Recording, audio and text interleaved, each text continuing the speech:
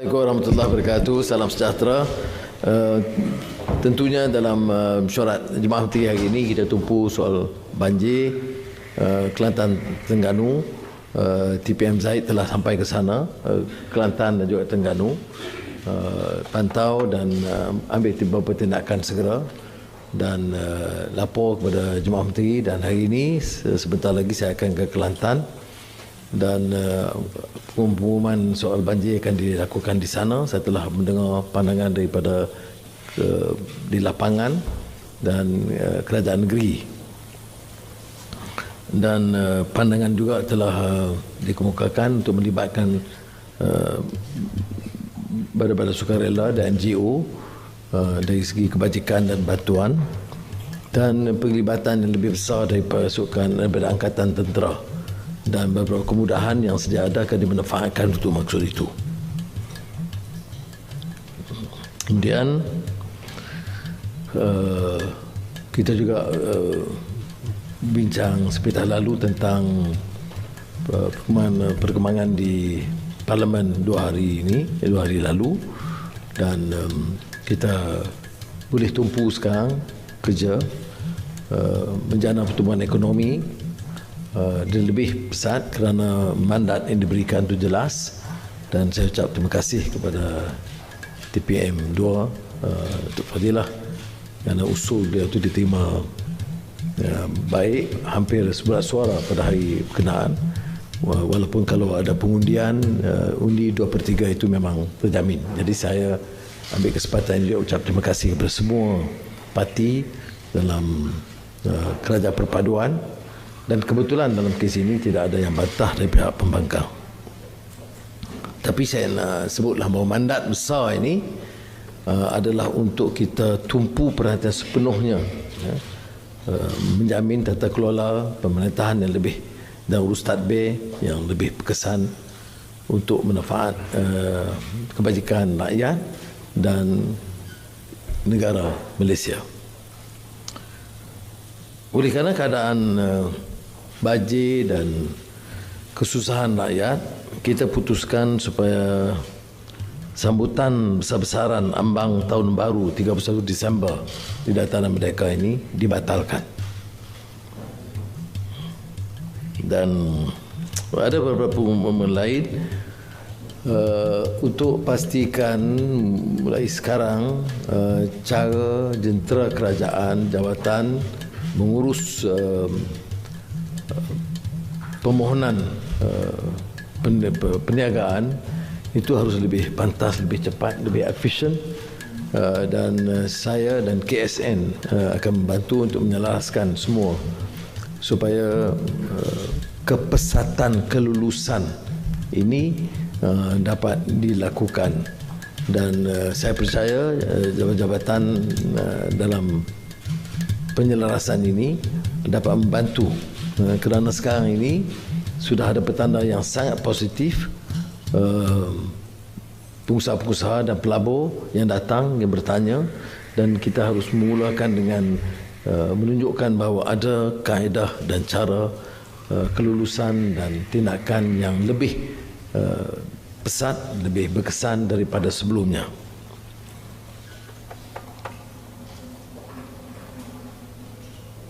Satu perkara lain yang dibincangkan juga ialah tentang kekurangan pekerja, dan Kementerian Sumber Manusia dan Kementerian Dalam Negeri diminta untuk menyegerakan terutama bidang peladangan,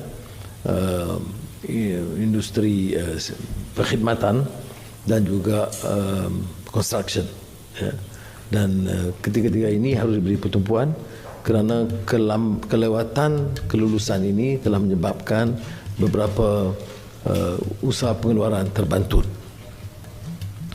Soal MA 63 seperti kita tahu yang dipengusikan oleh Datuk Seri Fadilah Perdana Menteri, kita beri tempoh 1 bulan, dan insya-Allah awal Januari bila genap 1 bulan kita akan umumkan beberapa kemajuan yang jauh lebih baik untuk menyelesaikan sebahagian besar daripada isu yang dibangkitkan, walaupun ada hal-hal lain yang terutama melibatkan perundangan dan pindaan undang-undang itu terpaksa ditangguhkan sehingga sidang parlimen. Tetapi beberapa isu besar dapat kita luluskan. Umpamanya hari ini untuk gas kita pindahkan kuasa kawal selia bekalan gas yang dulunya di peringkat Petronas Persekutuan itu dipindahkan kepada kerajaan negeri Sabah. Ini telah berlaku untuk Sarawak dan sekarang dipindah kepada kerajaan negeri Sabah. Tentunya tarikh pelaksanaan itu menunggu perkenan dari Yang Maha Mulia di-Pertuan Agong. Jadi proses itu saja. Tetapi kelulusan daripada Jemaah Menteri telah pun diperakui hari ini. Sekian.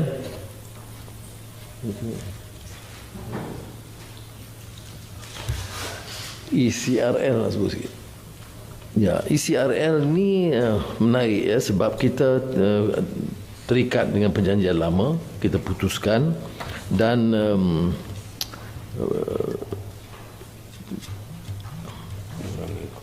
ya, dan walaupun ada penambahan permohonan penambahan sedikit kos kerana laluan yang baru, tetapi kalau kita lihat kos keseluruhan ECRL itu keseluruhan ECRL lebih rendah 11.01 bilion ringgit ketimbang atau berbanding kos keseluruhan asal ECRL 1.0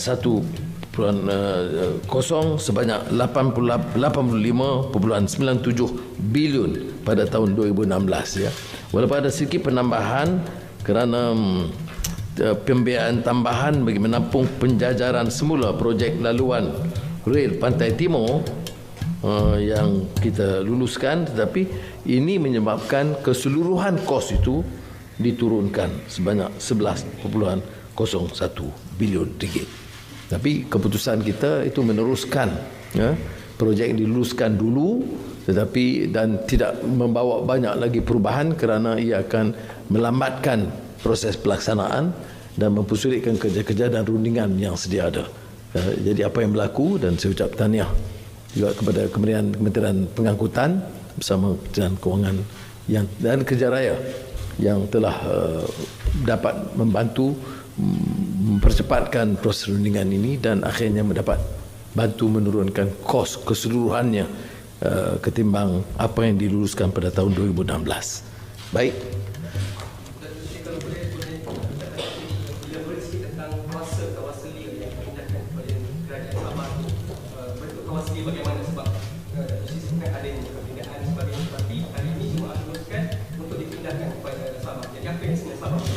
Dia kuasa penetapkan harga dan juga perjanjian baru itu dulunya semua diputuskan di pusat. Tetapi dengan pemindahan kuasa, ini benar berlaku untuk di Sarawak, itu pemindahan ini menetapkan kuasa itu ke Sabah. Tapi tentunya ada proses perundingan, tapi kuasa itu kepada kerajaan negeri. Idea sebelum ni mencadangkan supaya ada garis panduan untuk pelantikan politik dalam DPC dan Badan Berkanun. Apakah kerajaan akan mengeluarkan garis panduan berkenaan dan juga berkenaan dengan lantikan semula pengurusi Velcro itu? Adakah ia sebenarnya melanggar arahan ini? Kita membuat keputusan ya, menghentikan semua ya, itu kerana memberi ruang kepada kita menilai prestasi mereka dan supaya mereka tunduk kepada garis panduan yang ditetapkan. Dan saya menangguhkan hal ini kerana ada isu umpamanya syarikat satu syarikat kerajaan, tapi ada syarikat kecil. Syarikat induk itu menghadapi masalah kewangan. Syarikat kecil itu keuntungan besar. Jadi syarikat kecil itu nak berikan bonus yang besar. Hal-hal ini kita harus serakin dalam peraturan dan garis panduan. Mengenai pelantikan Velcro memang sudah dimaklumkan kepada TPM dan ditangguhkan ya. Cuma ada kekeliruan. Saya tidak pernah menyatakan bahawa tidak boleh mana-mana orang terlibat politik itu menjadi pengurusan. Tapi dia mesti terikat dengan syarat-syarat dan mesti ada kelayakan dalam bidang berkenaan. Ya, itu saya nak jelaskan bahawa ada kemungkinan beberapa tokoh politik atau ahli parlimen yang ditugaskan, tetapi kita menetapkan kaedahnya tentang tahap keupayaan profesional dia dan soal prestasi sebelumnya dan pematuhan kepada peraturan tata kelola yang ditetapkan. Okey?